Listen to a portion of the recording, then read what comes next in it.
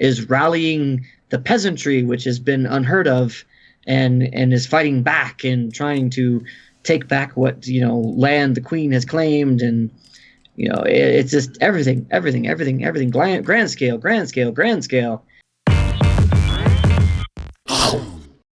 Alright, the next show we're going to be talking about is Grancrest Senki, or Record of Grancrest War. Yeah, this one.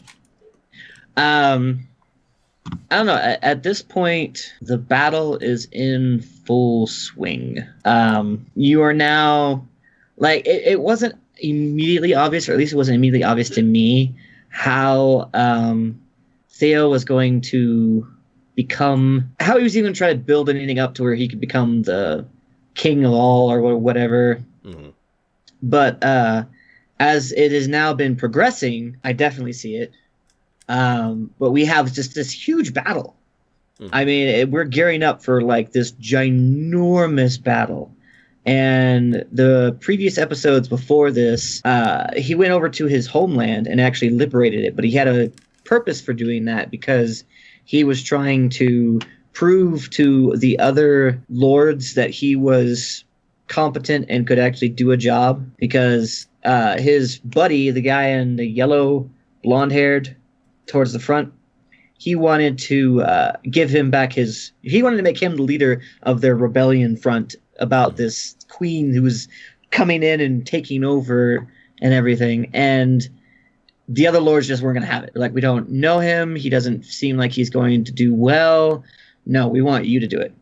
So he was fine with that, and said that I will prove to you that I can actually... Theo was like, I'll prove to you I can actually do it. And that way, when that happens, you're more able to follow me and everything with it, which is great. And he did that.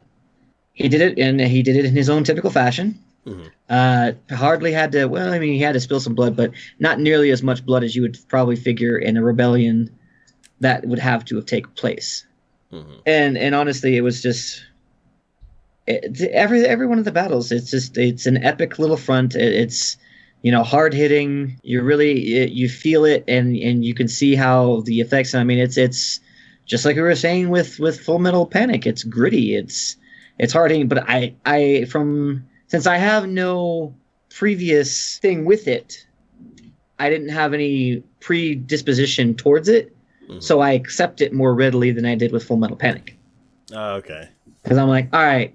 I don't know. When we first started the series, immediately it was already, people were dying, things were flying all over the place. It was just bloody murder and havoc and chaos and death and dismemberment and everything. I'm like, so now that we're still doing that, and it's just up to its scale in that regards, I'm like, okay, yeah, no, I expect this. This is what we do. But it's still great. I mean, it's still amazing. I still love it.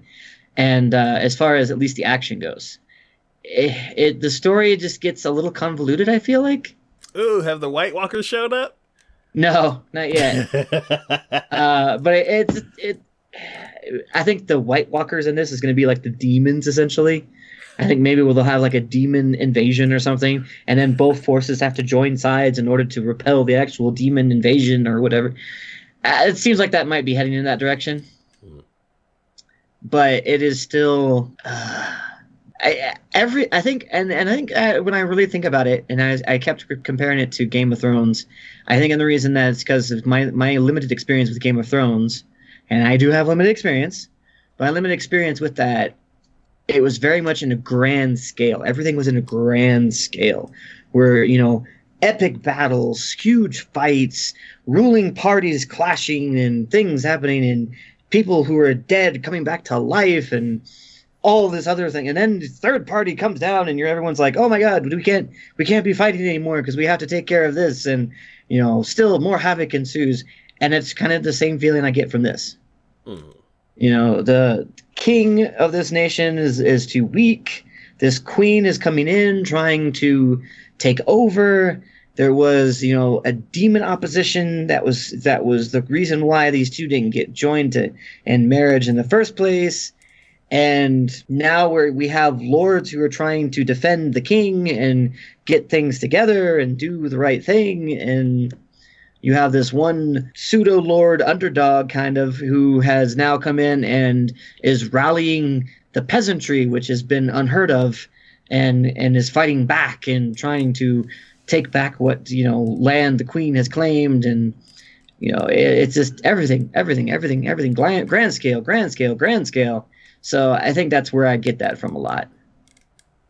It's just, you add just that much more fantasy into it because you had witches and werewolves and all sorts of other creatures. And just like, again, the only thing they're missing is freaking dragons. I haven't seen those. No one's mentioned them, but I wouldn't be surprised if just randomly they show up or appear.